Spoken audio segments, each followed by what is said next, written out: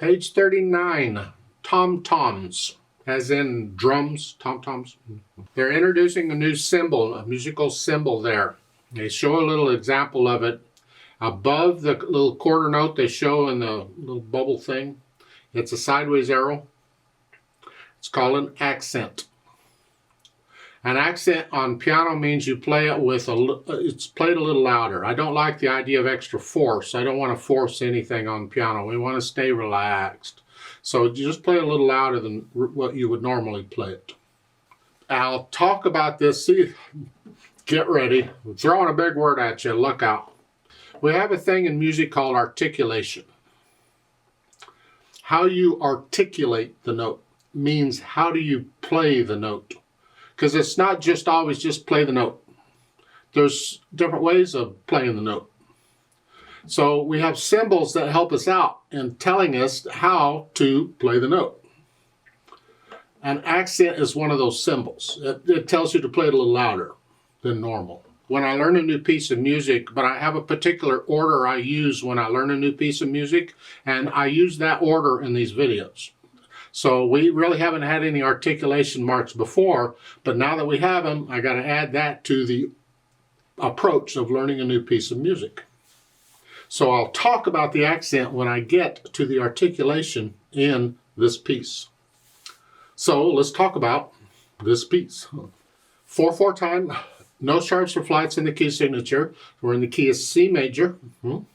We got quarter notes, whole notes, half notes, dotted half notes, we see all that. And we got these accent signs all over everywhere. So we'll deal with all that.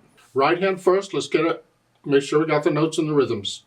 And the fingering too. When you're not moving around, fingering's not a problem. But when we start moving around quite a bit, fingering gets to be a challenge. So I have to consider the fingering. You're starting out with thumb on D in the right hand here. Now put your hand in this position. You don't need any of these other finger numbers in the right hand. I prefer you take a pencil and cross them out so you can't read them. Because you need to read the notes, not the finger numbers. Please, don't be reading finger numbers. So all you need is that first one to tell you where to put the hand, and that's here. Now, if you were going to move the hand around, then you might need finger numbers when you move to tell you where to go. But we're not moving here. We don't need it.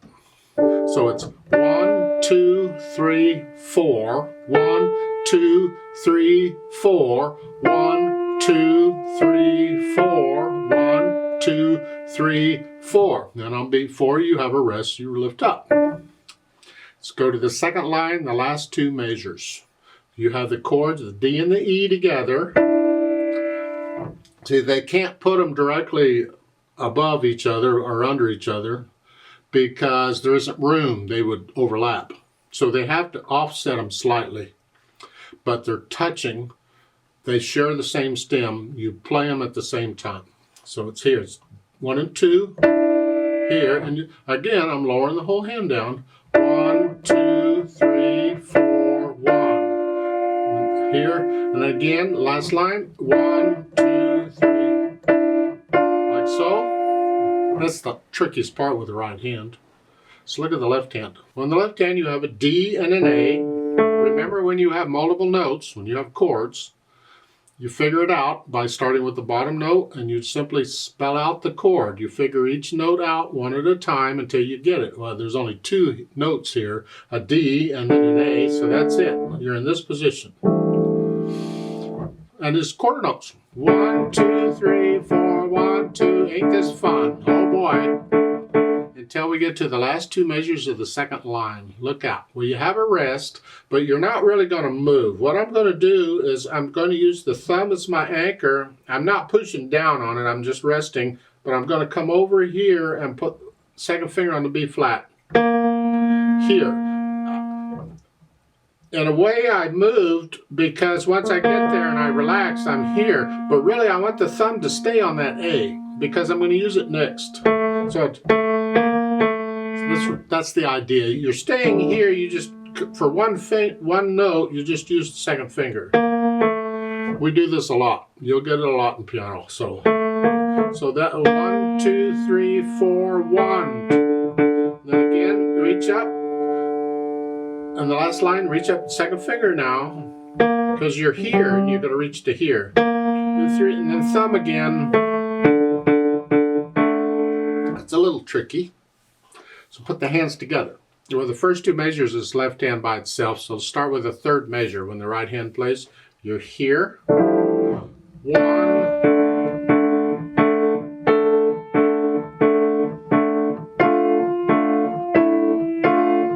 See, now it's not quite so bad with all this in the left hand. Ugh, because the right hand has something a little more interesting.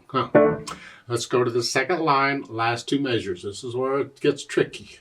You're here, these notes, 1, 2, and then these notes. Can you go from here to here? May have to practice that. Just go practice that. Play it a few times.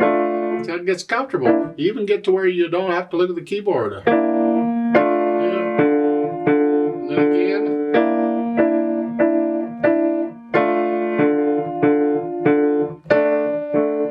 You get the idea? So you put the hands together at whatever speed you choose. These quarter notes in the left hand got to be steady, even. This is where I add the articulation. How do I play the notes? If I've worked out the fingering and the notes and the rhythms, now I work out how do I play the notes. I like to do that just one thing at a time. Well, you'll notice in the left hand there's an accent sign at the beginning of each measure. So I'm going to play that first note in each measure a little louder. Instead of 1, 2, 3, I'm going to go. It's louder. 1, 2, 3, 4, 1. And that's what that means. Now, in this piece, I suggest you go ahead and when you accent in the left hand, if you have a note in the right hand, go ahead and play the right hand the same. Don't try and make them different. We'll have to learn to make them different eventually, but right now, if you're accenting the first one, go ahead and play the right hand too. Go ahead and accent the right hand too. We need some time to develop control over our hands and fingers before we start trying to make one hand accented and the other not. We'll work on that. Now, if I have you thoroughly confused, let me confuse you a little more. A little bit about accents. There's different kinds of accents. This is the most common kind used. There are stronger accents than this. Careful, so don't get carried away with this accent. But a piano can't do a true accent because in an accent, when you play a note, is only for the beginning of the note. And then the rest of the note as it sounds should be normal. So it's ba. So if you have a wind instrument or a violin or something like that, they can do a true accent because they can play louder at the beginning of the note and then come down and play the rest of the note normal. We can't do that with the piano. We can't control it. All we can do is play it a little louder at the beginning and the piano takes over. So we just play it a little louder. Now, as far as how fast this goes, this is really up to you and accurate. Be accurate. Don't go super duper fast.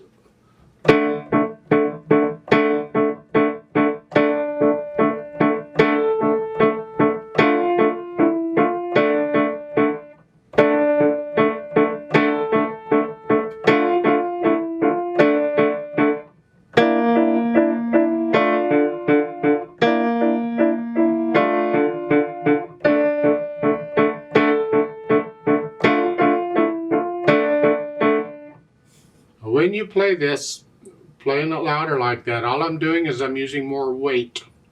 I'm heavier on those keys with the accent than the others. Let the wrist collapse a little bit. Don't play with a stiff wrist. Don't get tense. We want to stay relaxed. So it's, you can't see it very well. I'll come up here. So I'm doing this with each of these quarter notes. The wrist is collapsing just a little bit. I'm not playing with a stiff wrist. Bad idea. Now, you go ahead and learn it and get it where there's no hesitations anywhere. Then come back and play it with me. Slowly, let's check and make sure we got all the notes and the rhythms. I'll try and do the accents. So I'll give us 4 counts. Let's try it out. 1, 2, ready, go.